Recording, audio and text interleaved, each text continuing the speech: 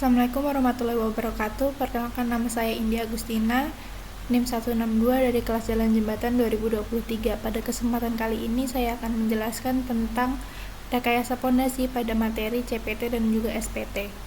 Sebelumnya, apa sih pengertian dari CPT dan juga SPT? CPT sendiri adalah Code Penetration Test, adalah metode pengukuran serbaguna yang dapat digunakan untuk menentukan material dalam profil tanah untuk memperkirakan sifat teknisnya.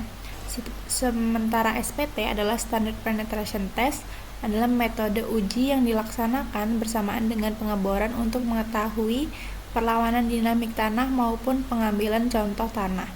Keduanya adalah pengujian tanah yang dapat digunakan untuk perencanaan pondasi nantinya. Lalu selanjutnya ada data dari CPT. Apa aja sih data yang didapat dari CPT? Yang pertama adalah tahanan ujung konus atau konsisten atau biasa disebut dengan QC, atau juga ada yang menyebutnya dengan CW, adalah tekanan persatuan luas pada ujung konus. Pengaplikasiannya, semakin besar nilai QC maka tanah akan semakin keras atau padat, misalnya pasir padat atau lempung kaku. Dan sebaliknya, semakin kecil nilai QC maka tanah akan semakin lunak atau lepas, seperti lempung lunak atau pasir lepas. Yang kedua yaitu tahanan geser selimut atau slip friction atau FS, tekanan geser rata-rata yang bekerja di sepanjang selubung batang konus. Pada pengaplikasiannya, pada tanah yang lempung lunak, FS relatif lebih kecil karena tanahnya plastis dan juga licin, sementara pada pasir, FS lebih besar karena butirannya kasar dan menghasilkan gesekan yang tinggi.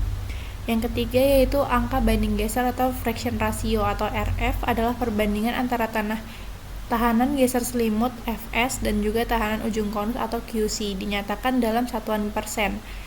Umumnya pada pasir padat nilainya yaitu kurang dari 1, pada pasir halus atau lanau 1-4, pada lempung lebih dari 4. Lalu yang keempat yaitu geseran total tanah atau total friction, atau biasa disingkat dengan TF, adalah total gaya geser tanah terhadap selubung konus selama penetrasi dalam kedalaman tertentu.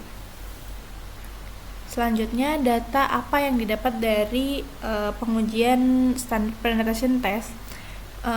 Sebenarnya hanya ada dua yang didapat dari SPT. Yang pertama yaitu nilai pukulan SPT atau N, adalah jumlah pukulan palu yang dijatuhkan dari ketinggian tertentu untuk menumbuk tabung sampel sedalam 30 cm terakhir dari total 45 cm penetrasi, karena 15 cm pertama itu dianggap tahapan nudukan sehingga tidak dihitung, atau biasa disebut N1 atau N0.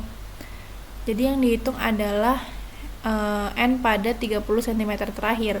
Dengan pengaplikasiannya yaitu pada tanah granular, pasir atau kerikil, nilai N lebih dari 50 itu dikatakan sebagai tanah keras, sedangkan pada tanah kohesi nilai N lebih dari 30 itu sudah dikatakan tanah keras. Lalu yang ketiga yaitu jenis tanah sampel yang didapatkan dari hasil di SPT ini, dan selanjutnya bisa dibawa ke laboratorium dalam bentuk distrap sampel dan dilakukan pengujian yang sederhana. Lalu di sini ada contoh dari SPT dan juga CPT, dan sebelah kiri ini adalah contoh dari SPT. Tadi dikatakan bahwa SPT itu kan bisa melihat per kedalaman tanahnya sifatnya bagaimana.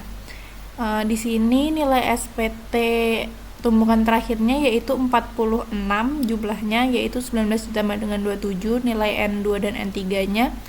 Sedangkan tipe dari tanahnya sendiri itu lempung lanau berwarna hitam keabu-abuan dan sangat kaku hingga keras. Lalu di sini pada kedalaman 32 meter. Lalu sementara pada CPT atau sondir, di sini QC berada pada 250 di kedalaman 9,2 meter. Sekian materi untuk rekayasa pondasi. Kurang lebihnya mohon maaf. Wassalamualaikum warahmatullahi wabarakatuh.